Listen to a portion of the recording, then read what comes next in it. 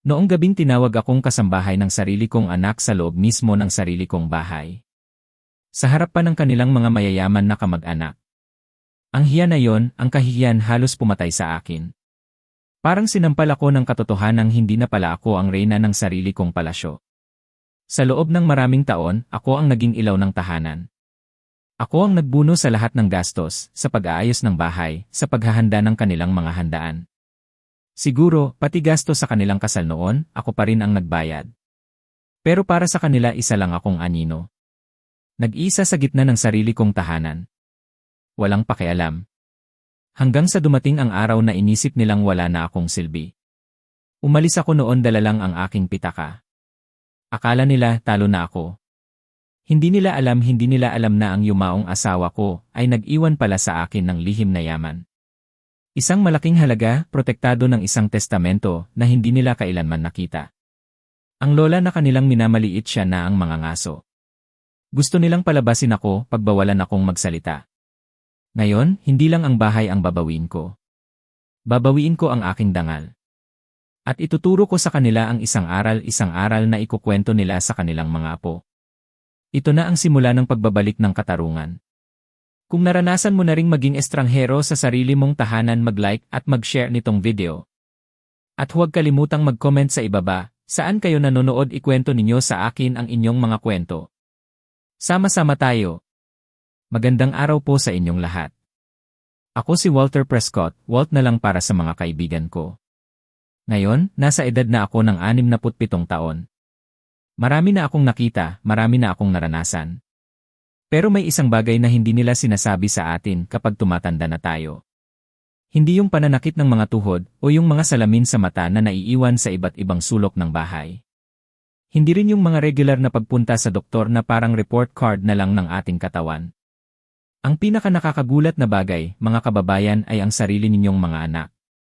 Alam nyo, minsan, hindi natin inaasahan ang mga pagsubok na darating. Lalo na kung manggagaling pa sa mga taong pinakamalapit sa ating puso. Sa mga taong inalagaan natin, pinaghirapan, at inampon sa ating buhay. Ako si Walt. Nagsimula ako sa wala. Nagsimula ako sa isang lumang truck na puro kalawang, 2 maaasahang kasamahan, at isang dasal na sana'y hindi bumigay ang makina nito sa daan. Iyan ang simula ng Prescott and Sons Landscaping. Nagsimula sa maliit, pero may malaking pangarap. Pangarap na sana, balang araw, ay mapasa kamay ng aking nag-iisang anak na si Derek. Ginawa ko ang lahat para sa negosyong ito. 41 taon. 41 taon ng pawis, puyat, at sakripisyo. At nagbunga naman ito. Bago ako magnegatibo 55, ang Prescott and Sons ay hindi na lang isang lumang truck. Mayroon na kaming 14 na truck, 32 empleyado, at mga kontrata sa halos kalahati ng mga komersyal na gusali sa buong lalawigan. Sons, sabi ko noon. Dahil sa paniniwala kong, balang araw, si Derek na ang magpapatuloy nito. Nang mga panahong iyon, masasabi kong nasa tuktok na ako. Pero sa buhay, hindi natin alam kung kailan darating ang unos. Nang mamatay ang aking asawa, si Elena, nahirapan akong mag-isa. Ang aming 4 na silid-tulugan na bahay sa Maple Ridge Drive napakalaki para sa aming 2 lang noon ni Derek. Masarap sana ang buhay, hindi naman sa wala. Masasabi kong naging masaya kami. Pero ang pagkawala ni Elena ibang klase ang kirot. Para akong nawala ng kalahati ng aking pagkatao. Si Derek, bata pa noon. Mga 12 taong gulang lang. Sa edad na yan, napakahirap para sa isang bata na mawalan ng ina. Ginawa ko ang lahat para sa kanya. Lahat. Hindi lang sa pagpapalaki, kundi pati sa pagbibigay ng lahat ng maibibigay ko. Gusto kong mabayaran ang lahat ng sakit na dinanas niya. Gusto kong maramdaman niya na hindi siya nag-iisa. At iyon, mga kababayan, ang aking pinakamalaking pagkakamali. Ang aking pinakamalaking kapalpakan. Dumating ang panahon na medyo nagkasakit ako. Hindi naman malubha, pero sapat para takutin ako. Isang maliit na atake sa puso. Ang sabi ng doktor, kailangan ko daw magpahinga. Kailangan kong bawasan ang stress. At sino ba naman ang hindi susunod sa payo ng doktor, lalo na kung ramdam mo na ang panghihina ng iyong katawan? Doon na pumasok si Derek. At ang kanyang asawa, si Clara. Isang araw, dumalaw sila sa ospital. Bumili pa ng mga bulaklak. Nakita ko ang mukha ni Derek na puno ng pag-aalala. Yung itsura ng isang anak na talagang nagmamalasakit sa kanyang ama. Pero habang hawak niya ang kamay ko, habang sinasabi niya ang mga matatamis na salita, may kung anong hindi magandang kutob akong naramdaman. Parang may kinakalkula sa likod ng kanyang mga mata. Parang tinitignan niya ako hindi bilang ama, kundi bilang isang asset. Babe, Amber and I have been talking, sabi niya, hawak ang kamay ko ng mahigpit. We want to be there for you. We want to move in. Help around the house. Make sure you're okay. Dad, you're all I've got. Napatingin ako sa kanya. Sa anak kong ito na lumaki sa piling ko. Sa anak ko na minahal ko ng higit pa sa aking buhay. Sigurado ka ba, anak, tanong ko? Alam mo naman, mahina na ang katawan ko. Niyakap niya ako. Ang higpit. Baby, you're all I have, ulit niya. At doon na ako naloko. Doon na ako nahulog sa. Alam nyo, mga kaibigan, sa buhay, minsan hindi natin namamalayan ang pagpasok ng dilim. Unti-unti. Akala mo, nandyan pa rin ang araw, ang liwanag. Pero unti-unti na palang bumabalot ang mga ulap. Ganyan ang nangyari sa amin. Nang lumipat sina Derek at Clara sa bahay ko, hindi naman agad naging puro problema. Sa simula, sabi ko nga, may konting tulong naman si Derek sa mga simpleng gawain sa labas. Si Clara naman, nagluluto paminsan-minsan tuwing linggo. Hindi naman siya kasing galing ng yumao kong asawa, pero kaya naman kainin. At ang pinakamahalaga sa lahat, kasama ko ang aking apo, si Miguel. Si Miguel. Kung alam nyo lang. Isang batang 12 taong gulang na puno ng buhay. Ang kanyang mga mata, parang kumikinang na bituin sa gitna ng kadiliman. Ang kanyang ngiti totoo. Walang halong pagkukunwari. Ang kanyang mga tanong, ang kanyang mga kwento tungkol sa eskwela, sa baseball para siyang hangin na nagpapasariwa sa pagod kong kaluluwa. Bumibisita siya sa akin palagi. Mauupo kami sa terasa sa likod ng bahay. Yung amoy ng mga bulaklak, yung simoy ng hangin sa hapon doon kami nagkukwentuhan. Mahilig siyang makinig sa mga kwento ko. Palagi niyang sinasabi, Lolo Walt, ang dami-daming kwento ni Lolo. Mas marami pa sa libro. Natatawa ako noon. Nak, sabi ko, mas marami kasi akong pagkakamali kaysa sa mga libro, kaya mas marami akong kwentong maibabahagi. At tatawa siya. Yung tawa niyang malinis, yung tawa na nakakabuti sa pakiramdam. Pero habang lumilipas ang mga araw, habang tumatagal ang pananatili nila Derek at Clara sa bahay, doon ko napagtanto. Yung mga kwento ni Miguel, yung mga sandali namin sa terasa sila ang nagsisilbing liwanag. Liwanag na lalong nagpapakita kung gaano nakadilim ang ibang bahagi ng buhay ko. At sa gitna ng lahat ng iyon, nandyan si Clara. Si Clara Prescott. Dati siyang Amber Stills mula sa Beaumont, Texas. Ang ganda niya. Ngumingiti siya sa lahat ng kanyang ngipin. Pero yung ngiti na yon parang manipis na yelo na kahit anong oras ay pwedeng mabiyak at ipakita ang lamig sa ilalim. May paraan siya ng pananalita na nakakatusok. Ang tamis ng kanyang boses, pero ang mga salita niya parang tinik. Lolo Walt, mukhang pagod na pagod po kayo, sabi niya minsan, habang nakatingin sa akin na parang isang lumang muebles na kailangan ng itapon. Sigurado po kayo na kaya niyo pa pong umakyat ng hagdan sa edad niyo. Sa edad ko 65 lang ako noon. Mas matanda pa ako sa ina niya. Pero imbes na magalit, ngumiti lang ako. Ganun kasi ang itinuro sa akin ng aking mga magulang. Ang pamilya ay pamilya. Kahit minsan, mahirap itong tanggapin. Pero noon, naniniwala pa ako dyan. Malaki ang pagkakamali ko. Yung unang taon, hindi naman masasabing naging impyerno agad. Hindi. Nagbibigay pa rin ng pag-asa. Si Derek, kahit papaano, may effort pa. Si Clara, paminsan-minsan, may handa. At si Miguel ang nagpapatuloy na nagbibigay kulay sa aming buhay. Pero nagsimula na yung mga pagbabago. Yung mga maliliit na bagay na, kung hindi ka magiging alerto, ay hindi mo mapapansin. Hindi mo mapapansin hanggang sa huli na ang lahat. Nagsimula si Derek sa tinatawag kong campaign of doubt. Unti-unti. Hindi siya yung tipong sumisigaw o nagagalit. Mas mahirap kalabanin yung ganon. Yung tahimik. Yung banayad. Dad, sabi niya isang araw, habang nagkakape kami. Parang nagtatanong lang.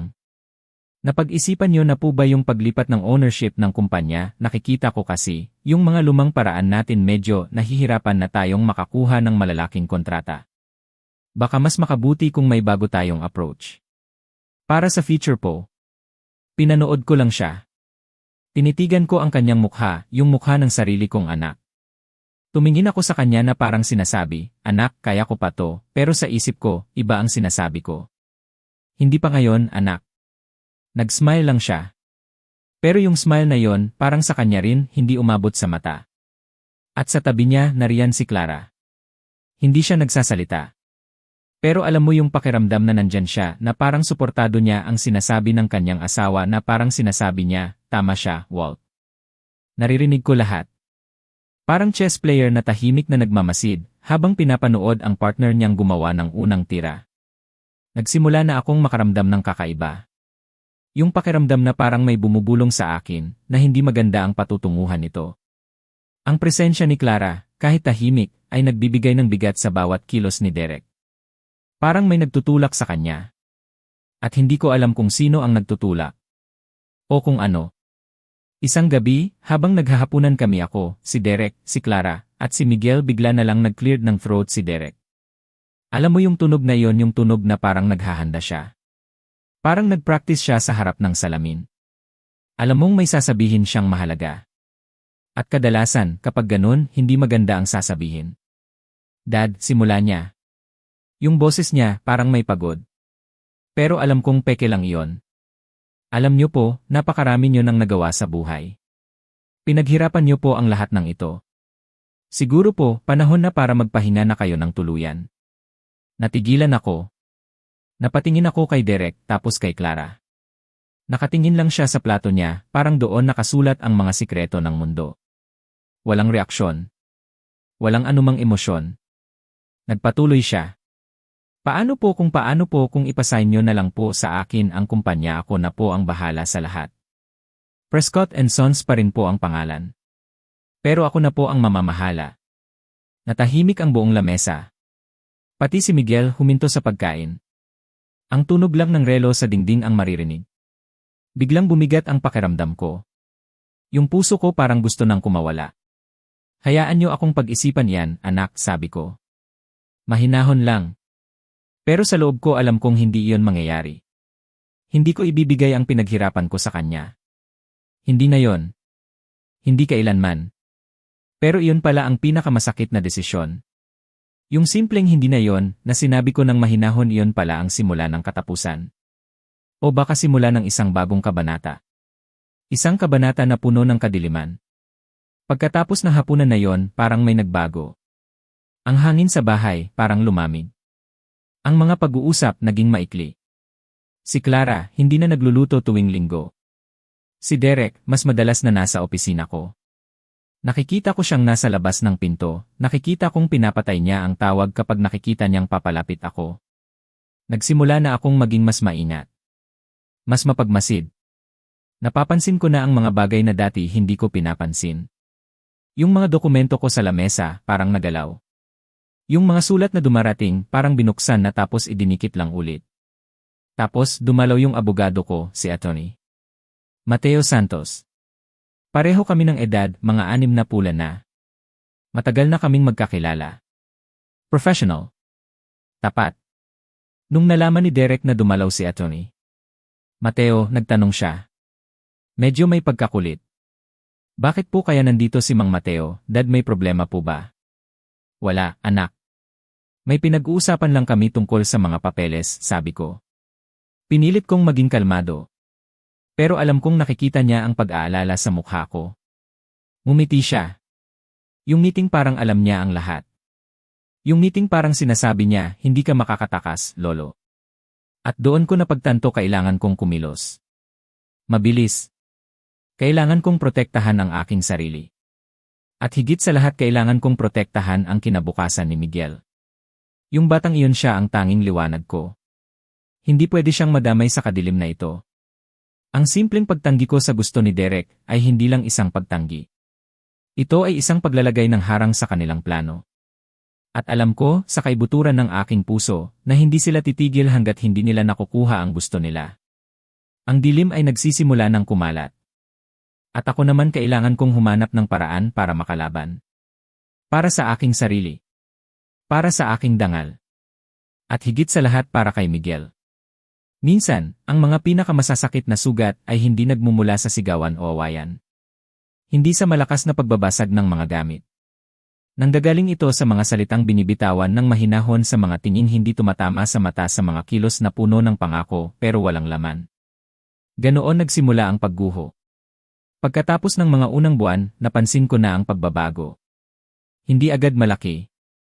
Maliliit na bagay lang. Pero sapat na para magbigay ng kakaibang pakiramdam. Si Derek parang nagkaroon ng bagong interes sa negosyo. Hindi lang simpleng interes, kundi yung tipong gusto niyang maging sentro ng lahat. Dad, sabi niya minsan habang nagkakape kami sa umaga. Alam niyo yung panahon na parang wala lang siyang ginagawa, pero alam mong may iniisip siya ganon. Napansin ko lang po, yung mga kliyente natin dati yung malalaki. Parang nawawala na sila. Baka po kailangan nating i-modernize ang mga gamit natin yung mga truck, parang ang luma na. Baka kailangan na ng bagong fleet. Napatigil ako sa paghigop ng kape. Tiningnan ko siya. Siya ang anak ko.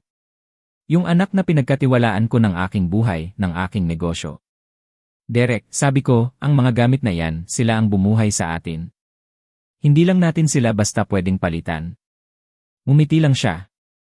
Yung tipong ngiti na parang hindi siya sigurado kung tama ba siya, pero alam mong may iba siyang gustong sabihin. Opo, Dad. Naiintindihan ko po. Pero baka po, sa panahon ngayon, kailangan talaga ng pagbabago.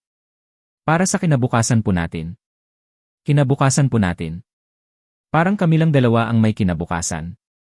Si Miguel siya ba kasama sa kinabukasan na yon o ako yung nakatatanda na? At si Clara. Siya naman, hindi nagsasalita. Pero naroon siya. Palagi. Kahit hindi siya ang nagsasalita, nararamdaman mo ang presensya niya. Kapag nag-uusap kami ni Derek tungkol sa negosyo, nandyan siya. Nakaupo lang. Nakikinig. Pero alam mo yung pakiramdam na parang siya ang nagtutulak, parang siya ang utak sa likod ng lahat ng sinasabi ni Derek.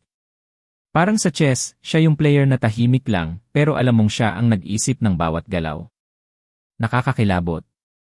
Nagpatuloy ang ganito ng ilang buwan. Maliliit na komento. Mga tanong na parang nag-imbestiga. Mga suhestyon na parang pag-atake sa aking mga pamamalakad. Nahihirapan na akong makakuha ng malalaking kontrata, sabi ni Derek. Lumang paraan na raw ang gamit ko. Baka raw panahon na para mag-isip ng bagong leadership. Dad, yung mga lumang empleyado natin, baka kailangan na nating i-retire sila. Baka mahina na ang kanilang performance, sabi niya isang araw. Napatingin ako sa kanya. Yung mga empleyado na yon kasama ko na sila mula pa nung nagsisimula ako.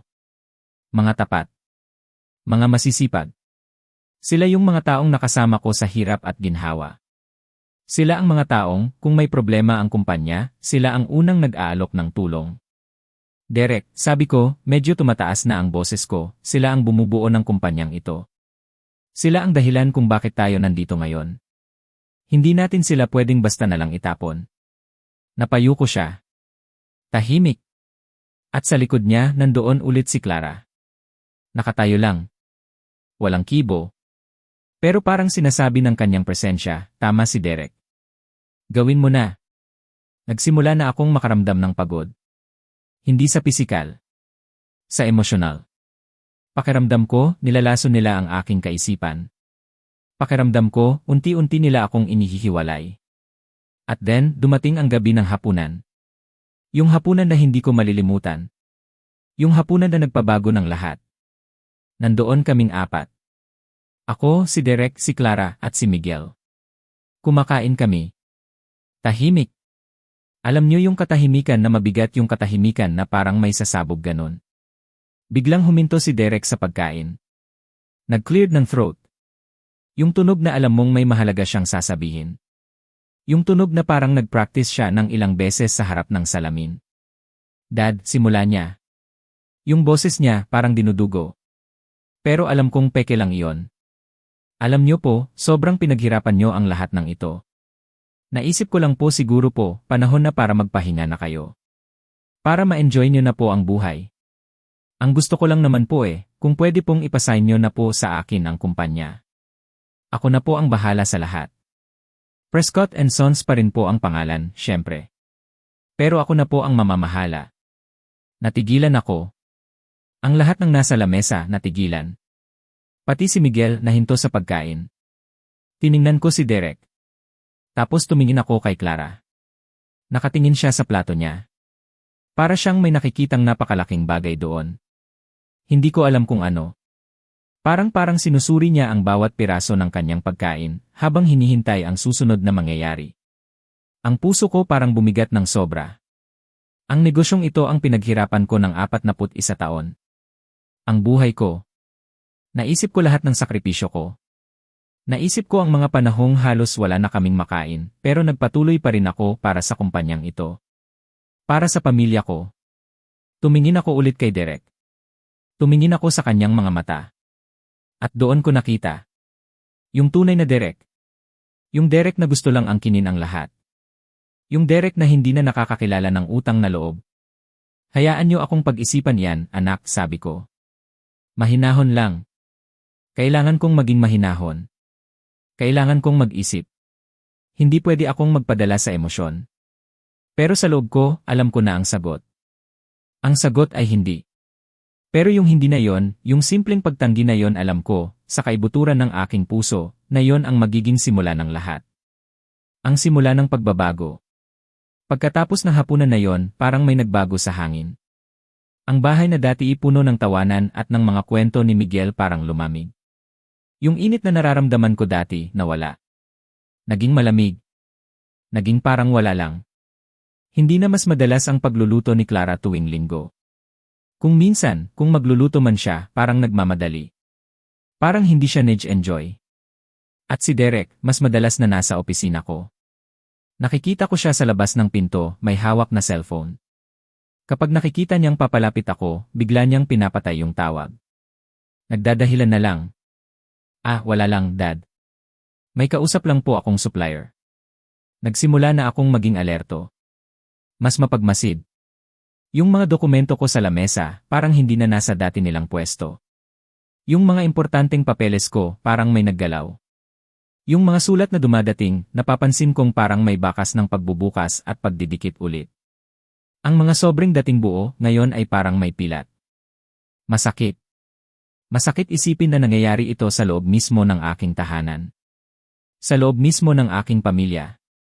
Yung mga taong pinagkatiwalaan ko. Naalala ko tuloy, dumalaw yung abogado ko, si Atty. Mateo Santos. Matagal na kaming magkakilala. Alam ko ang integridad niya. Alam ko ang kanyang dedikasyon. Kapag may kinalaman sa negosyo, siya ang kinokonsulta ko. Nung nalaman ni Derek na dumalaw si Atty. Mateo, nagtanong siya. Yung tanong niya, parang walang halong usisero, pero alam mong may laman. Bakit po nandito si Mang Mateo? Dad, may problema po ba sa kumpanya? Tanong niya, habang nakasandal sa pinto ng opisina ko, nakangiti. Wala, anak, sabi ko. Nag-uusap lang kami tungkol sa mga papeles. Mga lumang papeles. Umiti ulit siya. Yung meeting parang sinasabi niya, alam ko na. Yung meeting parang alam na niya ang lahat. Alam niyang naghahanda ako. At ang kanyang mga kilos, ang kanyang mga salita, ay parang babala. Isang babala na kailangan kong mas maintindihan.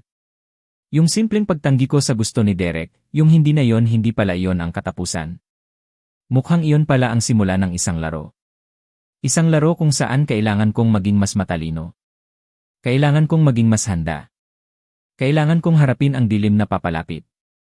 At kailangan kong protektahan ang aking sarili. At higit sa lahat, ang kinabukasan ng aking apo. Ang maliit na liwanag na yon. Pagkatapos ng hapunan na yon, ang hapunan kung saan unang nabanggit ang salitang paglipat ng pagmamay-ari, alam kong may malaking pagbabago na nagaganap. Hindi lang sa usapan. Naramdaman ko na sa hangin. Ang init na dating bumabalot sa aming tahanan ay napalitan ng isang malamig na simoy. Parang pagpasok mo sa isang kwarto na matagal nang nakasara, yung hangin na mabigat, hindi ka makahinga ng maluwag. Ang dating mga pagluluto ni Clara tuwing linggo, na kahit papaano'y nagbibigay ng konting saya at amoy ng pagkain Pilipino sa aming bahay, biglang tumigil. Hindi na siya nagluluto. Kapag tinatanong ko kung bakit, sasabihin lang niya, pagod na po ako, Lolo Walt. Masyadong masakit ang likod ko. Nauunawaan ko ang pagod. Pero ang biglaang pagbabago, ang biglaang pagkawala ng dating sigla iba yon. Parang may tinatago. Si Derek naman, lalo na siyang naging abala. Mas madalas na siya sa opisina ko. Yung dating opisina ko, na alam ko bawat sulok, bawat dokumento ngayon parang hindi ko na lubos kilala. Nakikita ko siyang nasa labas ng pinto, nakikinig sa telepono. Kapag napapadaan ako, bigla niyang ibababa. Ah, Dad, sabi niya, parang nagulat, wala lang po. Kaibigan ko lang po yung kausap ko. Nagtatanong lang po kung kumusta kayo. Kaibigan sa ganung oras sa ganung paraan alam nyo, sa edad kong ito, natutunan ko ng magtiwala sa aking kutob.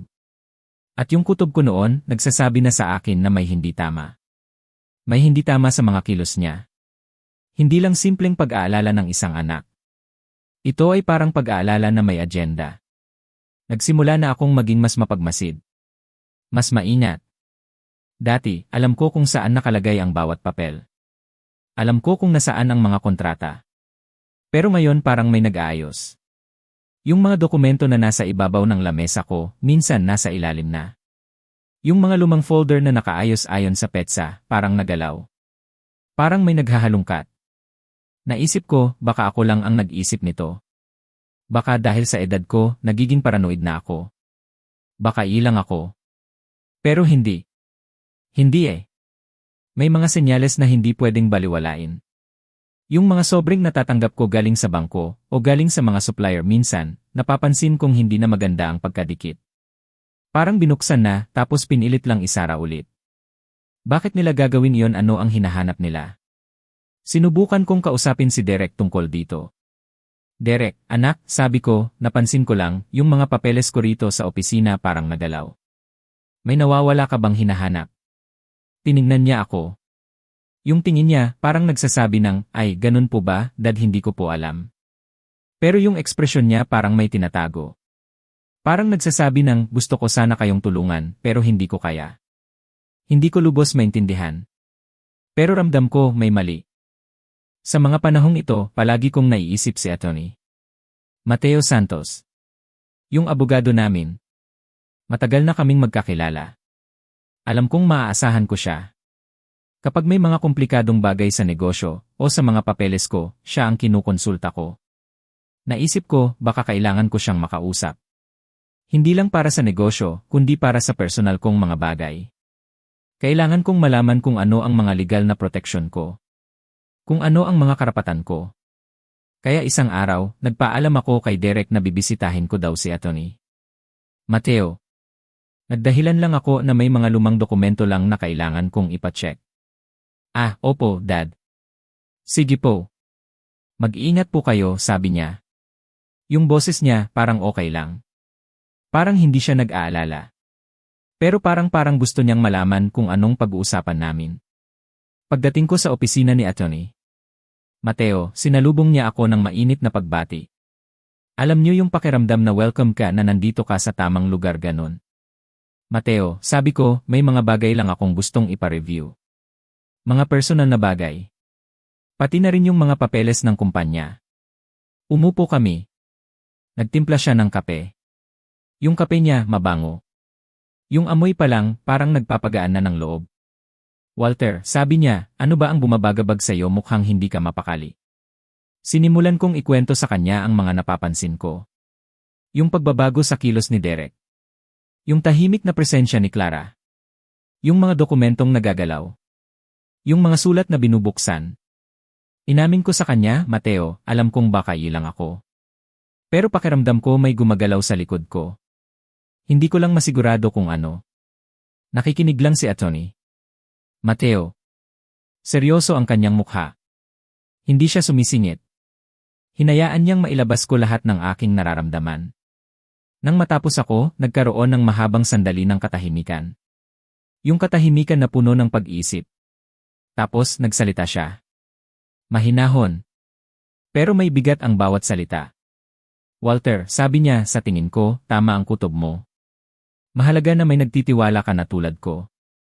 Hindi ka naman nag-iisa dito. Ano po bang ibig niyong sabihin, Mateo, tanong ko? Sa tingin ko, sabi niya, tumingin siya ng diretsyo sa akin, kailangan nating maging handa. Kailangan nating protektahan ang mga ari-arian mo. Lalo na dahil sa nangyari sa iyo kamakailan lang, at sa mga kilos na hindi mo maintindihan. Nag-isip si attorney. Mateo sandali. Pagkatapos, sinabi niya ang isang bagay na hindi ko malilimutan. Walter, sabi niya, simula ngayon, maging mas maingat ka. Huwag kang magtitiwala agad.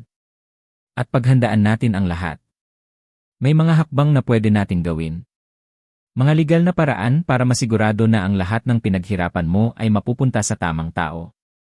Naramdaman ko ang bigat na nabunot sa aking dibdib. Kahit papaano, may kakampi ako. May taong naniniwala sa akin. May taong handang tumulong. Hindi ako nag-iisa. Pag-uwi ko ng bahay, iba na ang pakiramdam ko. Yung dating pag-aalala, napalitan ng konting determinasyon. Nakakatakot pa rin. Nakakatakot isipin na ang sarili mong dugo, ang sarili mong pamilya, ay maaaring may masamang balak sa'yo. Pero ngayon, alam kong hindi ako susuko ng basta-basta. Yung mga senyales na yon, yung pagbabago sa kilos nila Derek at Clara, yung mga nakakaalarmang pagbabago sa paligid ko, hindi na sila simpleng kutob lang. Malinaw na babala na yon. Babala na kailangan kong pakinggan. Kailangan kong kumilos. Kailangan kong maging matalino. Dahil alam ko, sa kaibuturan ng aking puso, na ang laban na ito ay hindi pa tapos. Ito ay nagsisimula pa lang. Ito na ang pinakamalungkot na bahagi ng aking kwento. Ang bahaging nagpabago sa lahat. Ang araw na yon, isang ordinaryong Martes sa buwan ng Oktubre. Ang uri ng araw na hindi mo akalaing magiging pinakamasamang araw sa iyong buong buhay. Walang kakaiba sa simula. Ang langit ay asul. Ang hangin ay banayad. Walang babala. Naisipan kong bumaba sa basement. May kailangan akong kunin doon. Mga lumang kontrata na pala usapan namin ni Atty. Mateo. Kailangan kong hanapin ang mga yon para sa kanya. Medyo nalimutan ko kung alin sa mga kahon ang lalagyan noon. Yung blue box ba o yung brown. Habang pababa ako sa hagdan, isa-isa, hawak ko ang lumang railings, iniisip ko kung nasaan niya kaya yon. Nasa ikalawang baitang na yata ako noon. Yung mga iniisip ko, simple lang. Mga bagay na walang kinalaman sa panganib. Yung mga ganong sandali na nagpapagaan ng loob. At doon ko naramdaman. Dalawang kamay. Malalakas. Nakadapo sa aking likod. Hindi ko man lang nakita kung sino. Bigla akong naitulak. At tuluyang nahulog. Hindi ko na maalala ang lahat. Ang utak ng tao, sa kabutihang palad, ay may kakayahang burahin ang mga pinakamasakit na eksena. Parang pelikula na pinutol ang mga hindi magandang bahagi para hindi masyadong masaktan ang manonood. Pero naaalala ko ang tunog. Ang nakakabinging tunog ng katawan na nawalan ng kontrol. Yung tunog ng pagbagsak. At pagkatapos ang lamig. Ang lamig ng sementadong sahig. Nasa sahig na ako. Nakahiga. Madilim. May nararamdaman akong mainit na dumadaloy sa gilid ng aking mukha. Yung pakiramdam na parang may tumutulo. Hindi ko maalala kung paano ako napunta roon. Yung kaliwang braso ko parang may pumilipit. May naputol siguro. At yung mga tadyang ko parang nagkakaroon ng napakalakas na pag-uusap ang bawat buto. Ang liwanag mula sa itaas ng hagdan, parang isang maliit na parisukat na tila ng aasar. At sa loob ng liwanag na yon nakita ko siya. Si Derek. Nakatayo lang siya roon. Hindi siya bumaba. Hindi niya ako tinulungan. Nakatayo lang siya. Siguro ngayon makukuha na niya ang mensahe, narinig kong sabi niya. Parang hindi siya sigurado. Parang nagtatanong sa sarili niya. Tapos, narinig ko ang isang boses sa likod niya. Pamilyar ang tawa. Si Clara. Hayaan mo na siya dyan, sabi ni Clara. Yung boses niya, parang wala lang. Parang nag-uutos lang sa isang kasambahay. Hayaan mo siyang mabulok dyan. At pagkatapos noon nawala ang liwanag. Narinig ko ang tunog ng pinto na nagsasara. At naiwan ako sa dilim. Napadpad ako sa sahig na yon. Malamig. Dugo ang nararamdaman ko. Yung braso ko, hindi ko na maramdaman. Yung paningin ko, parang nagiging madilim na ang paligid. Parang unti-unting pinapatay ang ilaw ng mundo. Marami ang magsasabi, dapat sumigaw ako noon. Dapat nagmakaawa ako. Pero hindi ko ginawa. Hindi ako tulad ng karamihan. Sa mga sandaling iyon, sa gitna ng sakit at dilim, ginawa ko ang pinaka-Walter Prescott na bagay na nagawa ko sa aking 67 na taon. Dahan-dahan kong inabot ang aking bulsa sa aking damit. Naramdaman ko ang aking cellphone. At sa mga daliring nanginginig pero may katiyakan ginawa ko ang isang tawag. Isang tawag lang. 12 segundo. Siguro mas mababa pa. Yon ang natitirang oras ko para magising. At ginamit ko ang bawat segundo. Sino ang tinawagan ko, ano ang sinabi ko at bakit? Nang sa wakas ay binuksan nila Derek at Clara ang pinto ng basement 2 oras pagkatapos may sasakyan na bang nakaparada sa driveway ko na nagpatimbre ng pagkabigla sa mukha ni Derek. Kung nakarating kayo dito, maraming salamat. Nakaka-touch na kasama ko kayo sa paglalakbay na ito. Alam nyo, maraming nagsasabi na ang bottom rock o ang pinakamababang punto ng pagsubok ay parang isang lugar na dahan-dahan mong nararating. May mga warning sign daw. May mga exit ramp. May mga tao pa na nakatayo sa gilid ng kalsada para sabihan kang bumalik ka na. Pero hindi nila sinasabi na minsan, ang bottom rock ay literal na bottom rock. Semento. Kadiliman. At ang tunog ng sarili mong anak na papalayo. Palayo sa'yo. Na parang isa ka lang problemang natabunan na niya. Iyon ako noon. Yung Martes na yon sa Oktubre. Pero may isang bagay na hindi naintindihan si Derek tungkol sa kanyang ama. Hindi niya naintindihan na yung taong nagsimula sa isang lumang truck at isang dasal ay hindi yung tipo ng taong basta na lang mananatili sa ilalim. Hindi. Balikan natin yung 12 segundo na yon. Yung mga mata ko parang nawawalan na ng liwanag sa gilid. Yung kaliwang braso ko hindi gumagana. Yung mga tadyang ko parang nagpapakulo ng apoy. At yung pisngi ko basa sa paraang ayaw ko nang isipin pa. Pero yung kanang kamay ko gumagana pa. At yung cellphone ko nasa bulsa ng damit ko. Kung saan ko ito inilalagay araw-araw sa loob ng 11 taon. Simula nung sinabi ng doktor, Walt, sa edad mo, mas mabuting laging dala mo yan. Sa edad ko naririnig ko na naman yung pariralang iyon. Pero Dots, tama ka. Hindi lang natin alam kung para saan. Nakuha ko ang cellphone. Huwag niyo nang itanong kung paano. Siguro kapag alam ng katawan natin na ito na ang huling sandali, nagbibigay ito ng lakas na hindi natin alam na meron tayo. Nahanap ng mga daliri ko ang screen. Nahanap ang contact na kailangan ko. Isang pangalan. Theo Braftoft. Ang abogado ko ng 9 na taon. Kailangan niyang maintindihan. Si Theo. Hindi lang siya basta abogado. Siya yung tipong lawyer na parang pinagsamang pitbull at filing cabinet. Mabusisi. Walang tigil. At ang alaala niya parang bakal na hindi nakakalimot. Safe na safe ang mga sikreto ng iba. Kami ni Theo, nagkikita kami ng patago sa loob ng 6 na linggo. Simula nung mapansin ko yung mga gumagalaw na dokumento.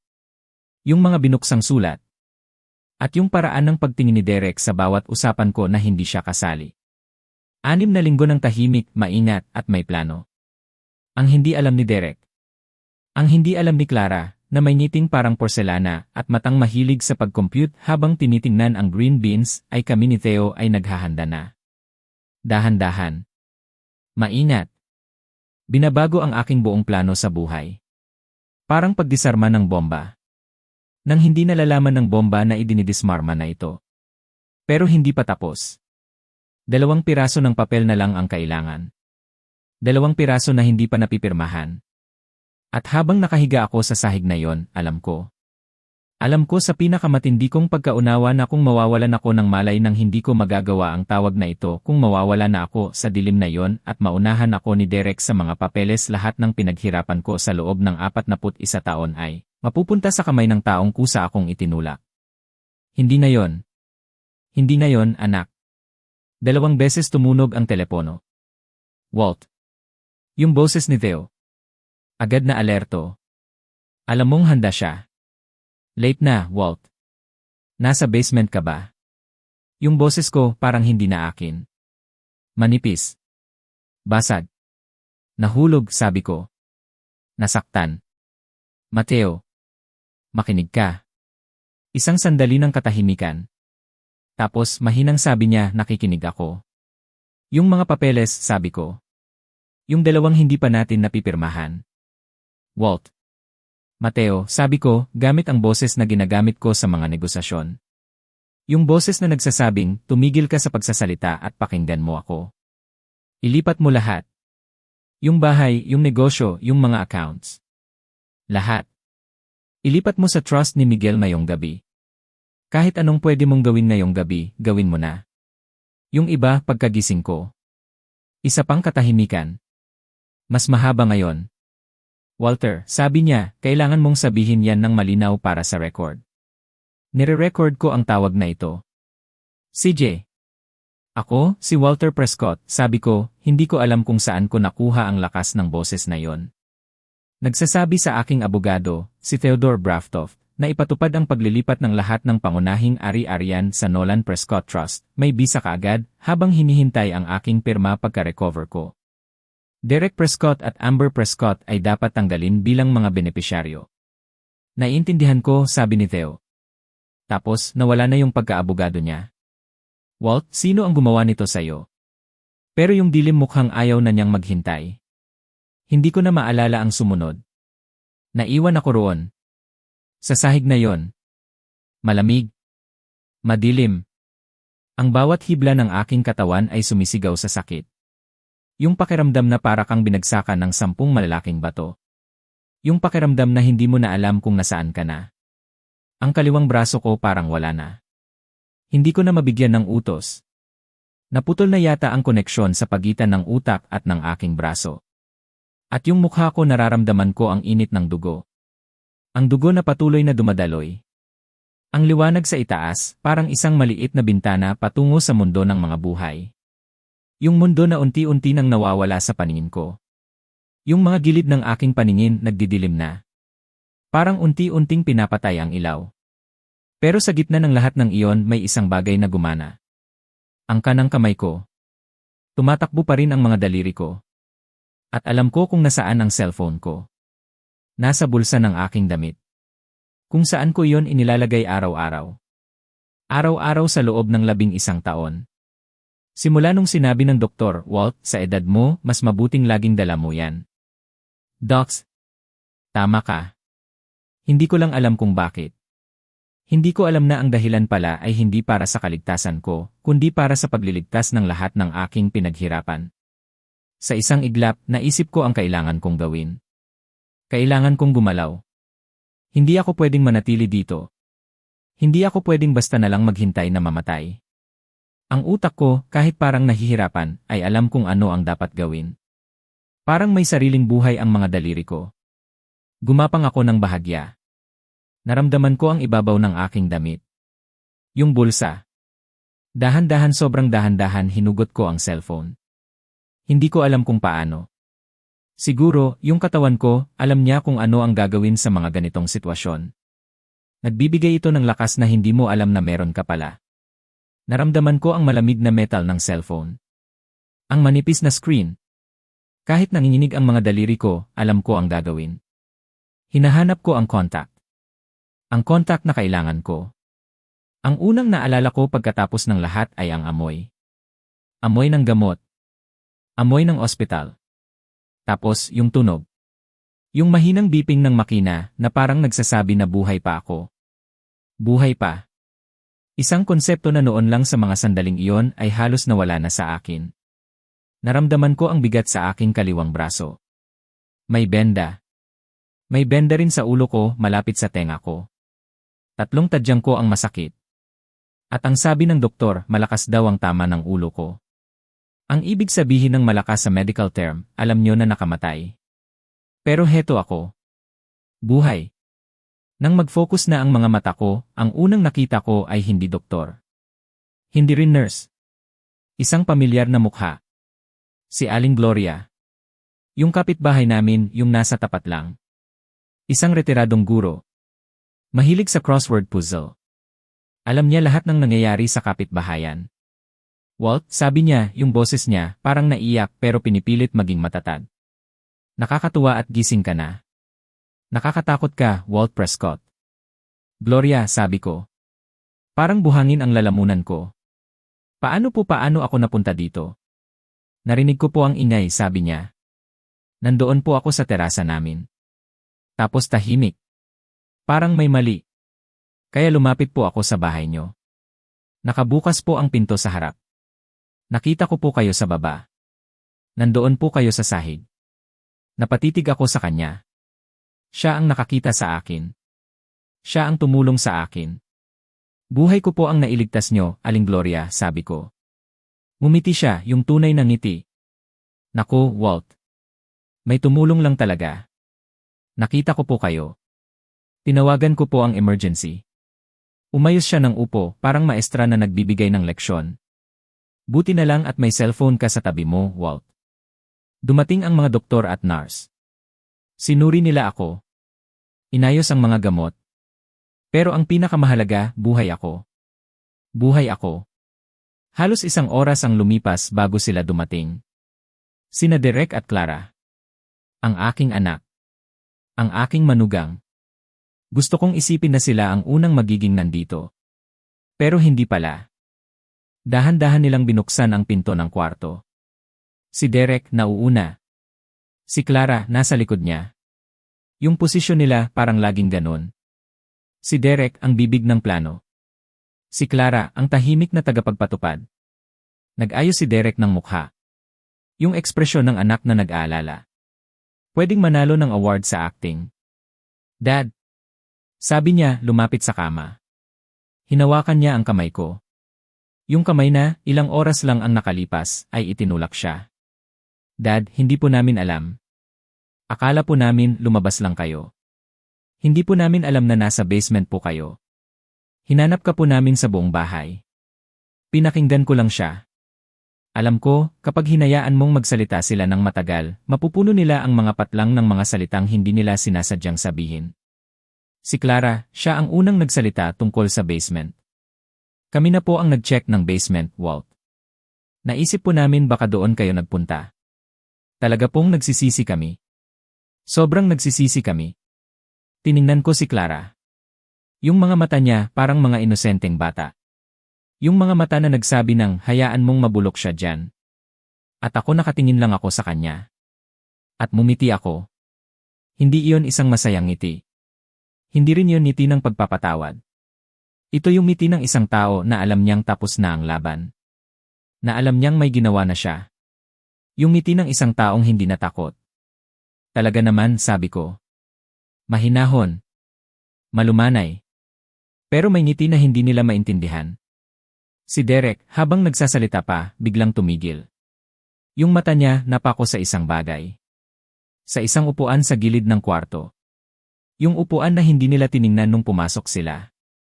Masyado silang abala sa pagganap ng kanilang pagdadalamhati. Nasa upuang iyon. May daladalang leather briefcase. May kalmadong ekspresyon. Parang taong walang pupuntahan at may lahat ng oras sa mundo. Si Attorney Mateo Santos. Natahimik si Derek. Natahimik ang buong kwarto. Si Attorney Mateo ngumiti ng bahagya. Derek, Clara. Mabuti at narito na kayo. Nakita ko ang mukha ni Derek. Yung mukha na nagbago sa loob ng 3 segundo. Nagulat. Nagulat. Tapos takot. Yung takot ng isang tao na alam niyang nagkamali siya. Nagkamali ng malaki. Ano Derek started? Bakit nandito ang abogado niyo, Dad? Sabi ko, habang inaayos ang unan ko gamit ang aking kanang braso. Pinapanatili kong normal ang boses ko. Si Attorney Mateo, kaibigan ko. Narinig niyang nasaktan ako. Kaya siya bumisita. Sa edad po ni Lolo Walt, sabi ni Attorney Mateo, walang bahid ng biro, magandang laging may kasama tayong mapagkakatiwalaan. Halos mapunit ko ang pisngi ko sa pagpigil na matawa. Tiningnan ni Derek ako. Tapos si Attorney Mateo. Tapos ako ulit. Nakikita ko ang paggalaw ng mga ideya sa isip niya. Parang isang mabagal na tsunami. Gaano na po siya katagal dito, ano na po ang mga nangyari, ano na po ang mga nagawa niyang hindi ko alam. Siguro po, kailangan na nating iwanan ng ama niyo para makapagpahinga, sabi ni Clara, mahinahon. Pero sa unang pagkakataon na nakilala ko siya, nawala ang kanyang matamis na tono. Yung nasa ilalim nito hindi maganda. Sabi ni Derek. Masyado na po siyang matigas. Sige po, Dad. Babalikan po namin kayo bukas. CJ. Maghintay ako, sabi ko ng masigla. Umalis sila. Si Attorney Mateo pinanood ang pagsara ng pinto. Tapos binuksan niya ang kanyang briefcase. Kumuha siya ng isang dokumento. Inilapag niya sa tray table sa harap ko. Kasama ang isang ballpen. Handa na po ba kayong pumirma, tanong niya. Sumakit ang mga tadyang ko. Sumakit ang braso ko. Parang binagsakan ng bowling ball ang ulo ko. Pero kinuha ko ang ballpen. Ibigay mo sa akin yan, sabi ko. Akala ni Derek tapos na ang lahat. Akala niya isang setback lang ito. Isang pagkakamali. Kailangan lang nilang mag-isip ulit. Magplano ulit. Pero hindi nila alam. Hindi nila alam na bago pa sila umalis sa kwartong iyon, tapos na ang lahat. Ang bahay. Ang negosyo. Ang mga accounts. Wala na. Hindi sa estado. Hindi sa charity. Hindi sa malayo naming kamag-anak. Kundi kay Miguel. Sa sarili niyang apo. Yung batang lalaki na umupo sa tabi ko sa hien na nagsabi na mas marami pa akong alam na kwento kaysa kahit sino. At ngayon may isa pa akong kwento na kailangang ikwento. Ang huling kwento. Yung magbabago ng lahat. Pagkagising ko sa ospital, maraming bagay ang hindi ko na maalala. Pero ang isa sa mga pinakamalinaw na alaala ko ay ang pagpasok ni Atty. Mateo Santos sa kwarto ko. Hindi siya nagmamadali. Kalmado lang. Hawak ang kanyang leather briefcase. Ang ekspresyon niya parang wala lang. Pero alam kong mayroon. Walter, sabi niya, tumingin siya sa akin, tapos sa hawak niyang mga dokumento. Kumusta ang pakiramdam? Kahit masakit ang bawat kilos ko, kahit nalalabo pa ang mga mata ko, alam kong ito na ang tamang panahon. Mateo, sabi ko, yung boses ko, basag pa pero mas matatag na kaysa dati. Handa na ako. Umupo siya sa upuang malapit sa aking kama. Yung upuan na pinag-agawan siguro ni na Derek at Clara kung sino ang unang upo doon. Pero ngayon si Atty. Mateo ang nakaupo. May dala siyang dokumento. Inilapag niya sa tray table. Walter, simula niya, yung boses niya, malinaw at dire-diretso. Walang paligoy-ligoy. Naayos na po natin ang lahat, ayon sa iyong mga tagubilin. Nakita ko ang paggalaw sa mukha ni Derek. Nagulat siya. Yung mga mata niya parang hindi makapaniwala. Nakita ko rin si Clara. Nakatayo lang siya sa gilid. Nakatingin sa amin. Pero yung tingin niya parang wala siyang maintindihan. O ayaw niyang maintindihan. Nire-record po natin ang iyong mga tagubilin noong gabing iyon, Marso 15, sabi ni Atty. Mateo, tinutukoy ang gabing na aksidente ako. Mayroon tayong audio recording ng iyong malinaw na instruksyon na ilipat ang lahat ng iyong pangunahing ari-arian, ang bahay, ang negosyo, at ang mga financial accounts, sa Nolan Prescott Trust. May bisa po ito kaagad, habang hinihintay ang iyong pirma pagka-recover mo. Napatingin si Derek kay Atty. Mateo. Tapos sa akin. Yung mukha niya parang nawawalan ng kulay. Parang unti-unting naglalaho yung confidence na nakikita ko sa kanya dati. Paano nangyari iyon, sabi niya, yung boses niya parang pabulong na. Mayroon din po tayong iyong pirma sa mga pangunahing dokumento, patuloy ni Atty. Mateo, hindi pinansin ang tanong ni Derek. Nakuha natin yon sa ospital 2 araw pagkatapos ng insidente. May 2 independent witnesses at isang notaryo publiko ang nagpatunay. Tumingin si Derek sa akin. Yung mga mata niya parang naghahanap ng sagot. Naghahanap ng paliwanag. Dad, bakit, sabi niya? Yung boses niya, iba na. Hindi na yung boses ng nagmamanipula. Yung boses ng anak na nalilito. Naguguluhan. Umiti ako. Yung ngiting alam kong hindi nila magugustuhan. Narinig ko kayo, Derek, sabi ko. Narinig ko kayo nung gabing iyon. Narinig ko kayo pareho ni Clara. Narinig ko ang sinabi niyo sa basement. Napaatras si Derek ng bahagya. Yung mukha niya parang nakakita ng multo. Si Clara naman biglang tumayo. Yung upuan niya umugong sa sahig. Napatingin siya sa akin. Tapos kay Atty. Mateo. Tapos sa mga dokumento. At umalis siya. Lumabas ng kwarto. Hindi na siya nagsalita. Hindi na siya nagpanggap. Nawala na yung matamis na tono. Nawala na yung peking ngiti. Naiwan kami ni Derek. At si Attorney Mateo. Dad, sabi ni Derek, nakatingin sa akin. Yung tingin niya, ibang-iba na.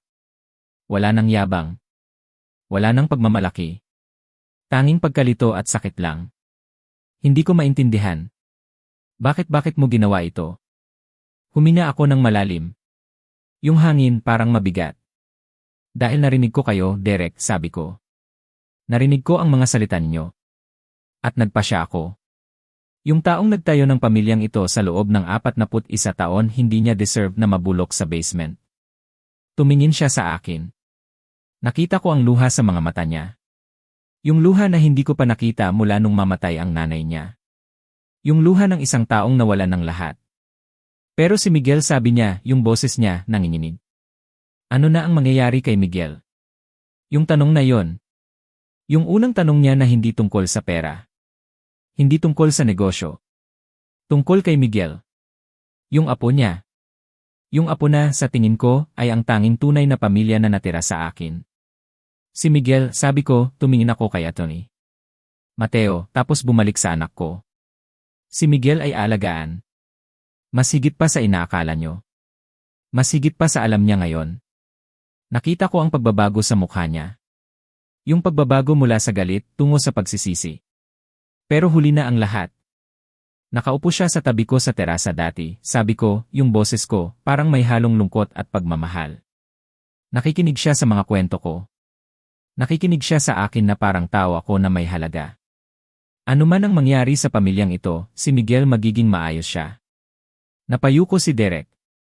Inilagay niya ang kanyang mukha sa kanyang mga kamay. Hinayaan ko siyang manatili roon. Sa pag-iisip. Sa pagsisisi. Alam ko, hindi ito ang wakas. Alam ko, marami pang mangyayari.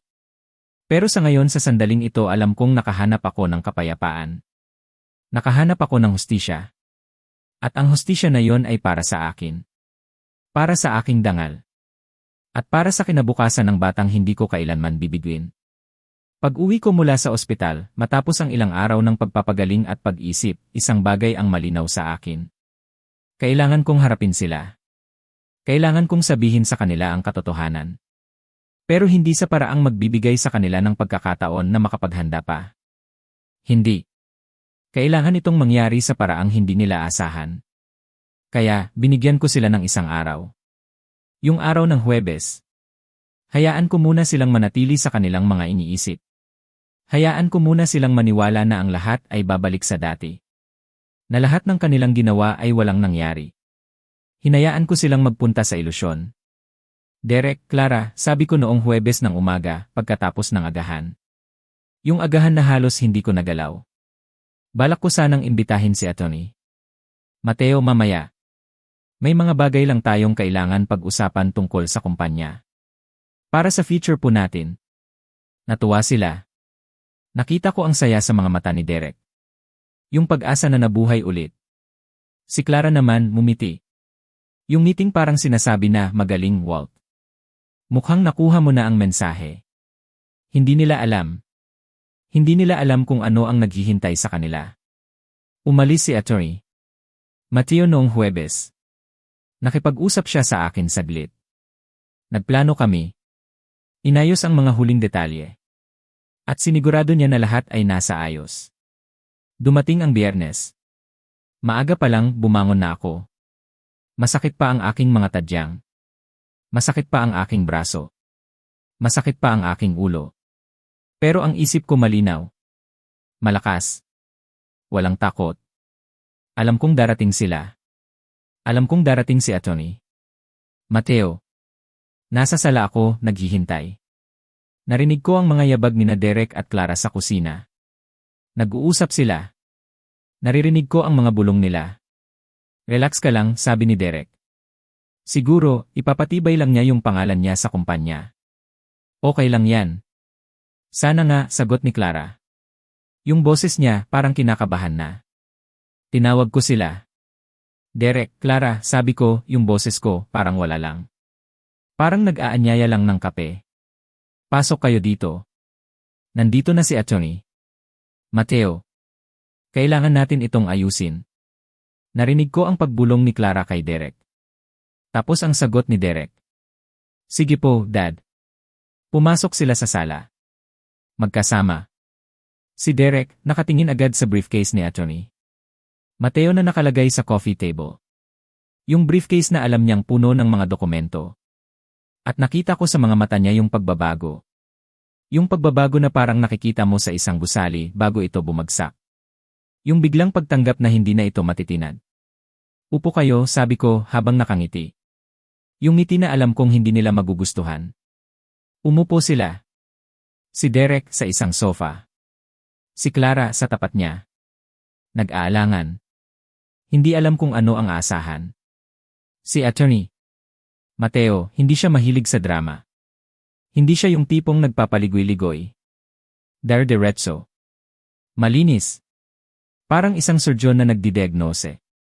Magandang umaga, Derek, Clara, bati niya. Narito tayo ngayon para linawin ang ilang mga bagay tungkol sa pag-aayos ng ari-arian ni Lolo Walter. Nagpatuloy siya. Gamit ang kanyang malinaw na boses. Ipinaliwanag niya ang lahat. Tungkol sa restruktura ng mga ari-arian ko. Yung bahay, yung kumpanya, yung mga bank accounts. Lahat daw ay nailipat na noong gabing na ospital ako. Sa mga protective trust structures. Nasa ilalim na ng mga legal na proteksyon. Ipinaliwanag niya na ito ay ayon sa aking malinaw na instruksyon. May recording. May pirma. At ang pinakamahalaga sa lahat bilang resulta, sabi ni Atty. Mateo, sina Derek Prescott at Clara Prescott ay tinanggal na bilang mga benepisyaryo. Naglaho ang kulay sa mukha ni Derek. Tumingin siya sa akin. Tapos kay Atty. Mateo. Tapos sa mga dokumento na nakalatag sa mesa. Yung mga dokumento na parang nagsasabi ng kanilang kapalaran. Parang nagsasabi ng katotohanan na hindi nila kayang tanggapin. Si Clara naman yung mukha niya. Yung dati niyang ngiti. Yung dati niyang pagpapanggap. Nawala lahat iyon. Naging blanko. Walang emosyon. Parang maskara na biglang natanggal. Hindi nagsimulang sabi ni Derek. Tumingin siya sa akin. Dad, hindi po pwede. Nasaktan po kayo. Umiinom po kayo ng gamot. Hindi po kayo nasa tamang pag-iisip noon.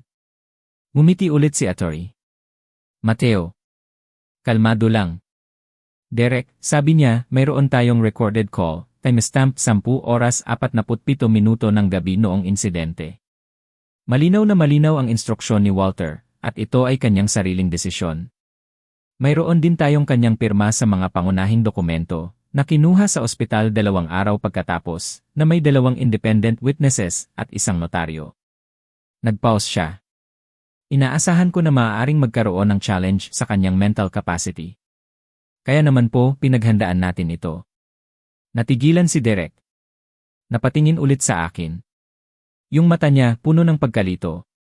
At pagkasakit. Dad, sabi niya, parang batang nawawalan ng pag-asa. Tingnan niyo po ako. Tiningnan ko siya. Yung anak ko. Sa harap ko. Sa parehong kwarto kung saan siya nag-unwrap ng regalo noong bata pa siya. Kung saan siya umiyak sa tabi ko pagkatapos mamatay ng kanyang ina. Yung anak ko na naglagay ng kamay niya sa likod ko sa tuktok ng hagdan. Bakit, Dad, tanong niya. Yung boses niya nanginginig. Yung tanong na puno ng pagkalito. Parang hindi niya talaga maintindihan. Bakit niyo po ito ginawa? Humina ako ng malalim. Dahil narinig kita, Derek, sabi ko. Mahinahon. Narinig ko ang sinabi mo. Narinig ko ang sinabi ni Clara. At nagpasya ako. Yung taong nagtayo ng pamilyang ito sa loob ng 41 taon hindi niya deserve na mabulok sa basement. Tumayo si Clara.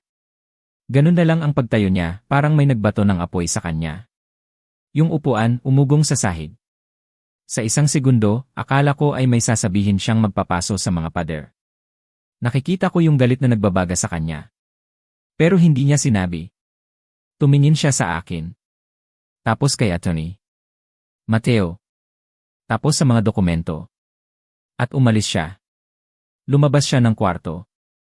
Maya-maya, narinig namin ang tunog ng pinto sa harap na nagsasara. Si Derek hindi gumalaw. Matagal. Tapos, sa isang mahinang boses, sabi niya, ano na ang mangyayari kay Miguel? At yung tanong na yon. Yung isang tanong na yon, sa ganoong boses iyon ang unang bagay na narinig ko mula sa aking anak sa loob ng 3 taon na totoo. Si Miguel, alagaan natin siya, sabi ko. Mas mabuti pa kaysa sa inaakala mo. Mas mabuti pa kaysa sa alam niya ngayon. Tumayo ako ng bahagya. Yung batang iyon, umupo siya sa tabi ko sa hien sa loob ng 2 taon at kinakausap ako na parang tao ako na may kwenta. Ano man ang mangyari sa pamilyang ito, si Miguel magiging maayos siya.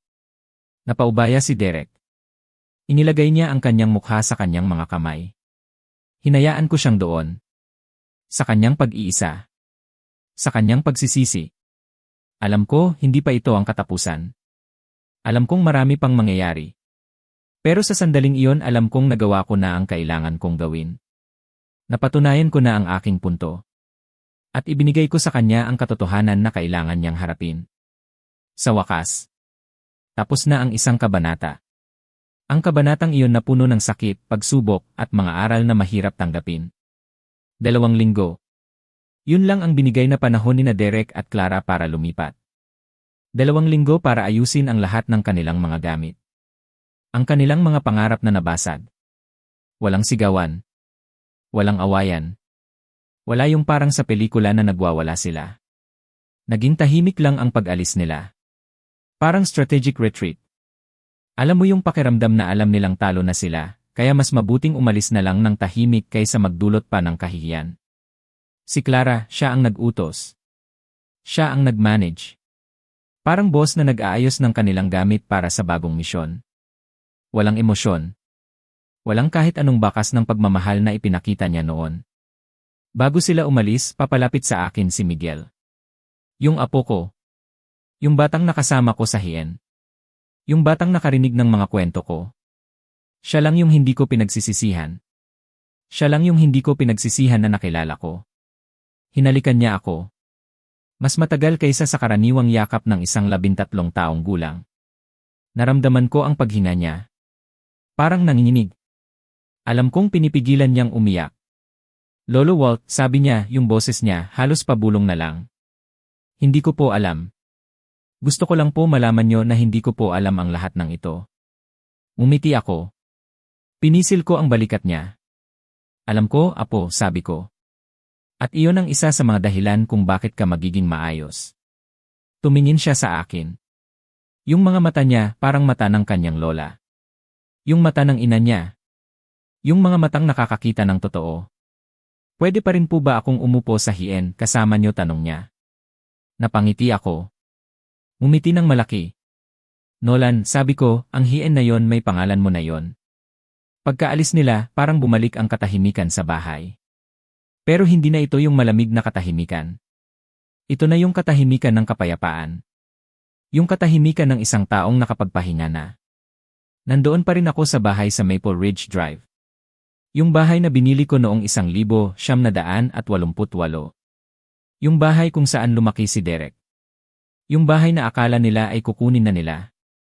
Pero nandito pa rin ako. May karapatan akong manirahan dito habang ako'y nabubuhay. Lifetime residency rights, sabi ni Atty. Mateo. Sa plain language, pwede akong tumira dito hanggang sa huli kong hininga. Pero sila hindi nila ito mahahawakan. Hindi nila ito mabebenta. Hindi nila ito magagamit. At higit sa lahat hindi nila ito mamamana. Yung negosyo ko. Prescott and Sons Landscaping. Yung 14 na truck. Yung 32 empleyado. Yung lahat ng kontrata. Yung lahat ng pinaghirapan ko sa loob ng 41 taon. Hindi na rin sa akin, pero hindi rin sa kanila. Nasa ilalim na ng bagong management structure. Kasama si Atty. Mateo sa board. May inaayos na siyang pagbebenta sa isang private buyer. At wala ni isang bakas ng pangalan ni Derek o Clara sa kahit anong dokumento. Sa bahay, sa negosyo, sa mga bank accounts. Lahat na ilipat na. Nakapaloob sa trust ni Miguel. Malinaw. Permanente. Hindi ko agad sinabi sa kanila. Alam ko. Pero pakinggan niyo muna ako. Nang makauwi ako noong Huwebes. Umupo ako sa aking paboritong upuan. Tinanggap ko ang tsaan na inabot ni Clara na may kasamang pasasalamat at ngiti. At pinakinggan ko si Derek na nagkukwento ng mga plano niya para sa kumpanya. Nakinig lang ako. Tumango sa tamang mga pagkakataon. That's interesting ng 2 beses. Uminom ako ng tsaa. At naisip ko, hayaan natin sila sa Huwebes na ito. Hayaan natin silang maniwala na may pag-asa pa. Dahil darating ang Biyernes. At sa Biyernes na yon tinawag ko si Atty. Mateo. 10 oras yan, dumating siya ng 9:55 diyan, ganun kasi si Atty. Mateo. Laging maaga. Hindi naman sobrang aga, pero sapat para makapaghanda. Nasa sala na ako. Sila Derek at Clara nasa kusina. Tinawag ko sila. Derek, Clara, sabi ko nang may kasamang kaswal na tono. Pasok kayo dito. Nandito na si Atty. Mateo. Kailangan nating pag-usapan ang ilang mga bagay. Narinig ko ang bulong ni Clara kay Derek. Tapos ang sagot ni Derek, okay lang. Kalma lang. Pumasok sila. Magkasama. Nakita ni Derek ang briefcase ni Atty. Mateo. Nakabukas na. Nakalagay sa coffee table. Mga dokumento. At nakita ko yung pagbabago sa mukha niya. Yung pagbabago na parang nakikita mo sa isang gusali bago ito bumagsak. Yung pagbabago na nagsasabing tapos na. Maupo kayo, sabi ko. Nakangiti pa rin. Umupo sila. Si Atty. Mateo, hindi siya dramatic. Hindi siya mahilig magpaligoy-ligoy. Inilatag niya ang katotohanan. Tulad ng isang surgeon na nagbibigay ng diagnosis. Malinaw. Walang paligoy-ligoy. Sinimulan niya sa estate restructuring. Ipinaliwanag niya sa simpleng salita na ang aking mga pangunahing ari-arian, ang bahay, ang negosyo, ang mga financial accounts, ay nailipat na noong gabi ng aking hospitalization sa mga protective trust structures. Ang mga ito ay ginawa ayon sa aking malinaw na recorded instructions. Ipinaliwanag niya na sina Derek at Clara ay tinanggal na bilang mga benepisyaryo. At si Miguel Prescott ang pangunahing benepisyaryo ng Nolan Prescott Trust. Ito ay pamamahalaan ng independyente hanggang sa pagtanda ni Miguel. Inilapag niya ang mga dokumento sa coffee table. Inilapit niya ito sa direksyon nina Derek at Clara. Tapos nag-cross arms siya. At doon naging napakatahimik ng kwarto. Nakatingin si Derek sa mga dokumento. Parang hindi makapaniwala ang kanyang utak na iproseso ang impormasyon.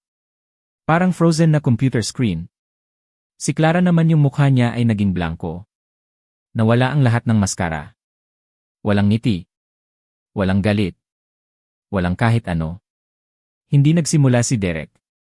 Dad, hindi po pwede. Tumingin siya sa akin. Dad, tingnan niyo po ako. Nasaktan po kayo. May gamot kayo. Hindi po kayo nasa tamang pag-iisip noon. Ngumiti si Atty. Mateo. Kalmado lang. Derek, sabi niya, mayroon tayong recorded call na timestamped 10:47 ng gabi noong insidente. Malinaw na malinaw ang instruksyon ni Walter, at ito ay kanyang sariling desisyon. Mayroon din tayong kanyang pirma sa mga pangunahing dokumento, na nakuha sa ospital 2 araw pagkatapos, na may 2 independent witnesses at isang notaryo. Nagpause siya. Inaasahan ko na maaaring magkaroon ng challenge sa kanyang mental capacity. Kaya naman po, pinaghandaan natin ito. Napatitig si Derek. Tumango siya. Tumingin siya sa akin. Dad, sabi niya, yung boses niya halos hindi marinig. Bakit yung tanong na yon? Yung totoo. Yung nagtatanong talaga. Humina ako ng malalim. Dahil narinig kita, Derek, sabi ko. Narinig ko ang sinabi mo. At narinig ko ang sinabi ni Clara. At nagpasya ako. Yung lalaking nagtayo ng pamilyang ito gamit ang kanyang mga kamay sa loob ng 41 taon hindi niya deserve na mabulok sa basement. Tumayo si Clara. Mabilis. Yung upuan umugong sa sahig. Nakita ko yung galit sa kanyang mga mata. Yung galit na pinipigilan niya. Yung galit na gusto nang sumabog. Pero hindi niya ginawa. Tumingin siya sa akin. Tapos kay Atty. Mateo. Tapos sa mga dokumento. At umalis siya. Lumabas siya ng kwarto. Hindi na nagsalita. Walang paalam. Si Derek hindi gumalaw. Matagal. Tapos, sa isang mahinang boses, sabi niya, ano na ang mangyayari kay Miguel? At yung tanong na yon. Yung isang tanong na yon sa ganoong boses. Iyon ang unang tunay na bagay na narinig ko mula sa aking anak sa loob ng 3 taon. Si Miguel, alagaan natin siya, sabi ko. Mas mabuti pa kaysa sa inaakala mo. Mas mabuti pa kaysa sa alam niya ngayon. Napaubaya si Derek. Inilagay niya ang kanyang mukha sa kanyang mga kamay. Hinayaan ko siyang doon.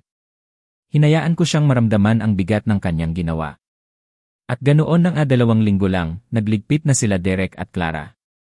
Hindi na kailangang pag-usapan pa. Hindi na kailangang magsigawan. Umalis sila. Tahimik. Parang sa isang strategic retreat. Pero bago sila tuluyang umalis, niyakap ako ni Miguel. Yung apo ko. Yung batang nakasama ko sa hien. Yung batang parang nakakita ng liwanag sa gitna ng dilim. Lolo Walt, sabi niya, yung boses niya nanginginig, hindi ko po alam. Pero gusto ko lang pong malaman nyo na hindi ko po alam ang lahat ng ito. Niyakap ko siya ng mahigpit. Alam ko, apo, sabi ko. At iyon ang dahilan kung bakit ka magiging maayos. Naiwan ako sa bahay na ito. Sa Maple Ridge Drive. Yung bahay na aking pinaghirapan. May karapatan akong tumira dito hanggang sa huli kong hininga. Yung negosyo ko hindi na sa akin, pero hindi rin sa kanila. Nasa ilalim na ng proteksyon para kay Miguel. Ngayon, madalas na kaming magkasama ni Miguel sa hien. Nagkukwentuhan. Nagsasalo ng mga simpleng sandali. Lolo Walt, tanong niya minsan, nagsisisi po ba kayo? Tumingin ako sa paligid. Sa hardin. Sa bahay. Sa lahat ng aking pinaghirapan. Ang tanging pinagsisisihan ko lang, apo, sabi ko, ay hindi ko ginawa ang tawag na yon ng mas maaga. Ang aral, huwag mong hayaang iba ang maglibing sa iyo. Huwag kang maniwala na dahil pamilya sila, mabuti ang kanilang intensyon. At higit sa lahat siguraduhin mong may numero kang masasandalan kapag dumating ang dilim. Yung numero na sasagot sa pangalawang ring kahit anong oras. Dahil sa huli, iyon lang ang mahalaga.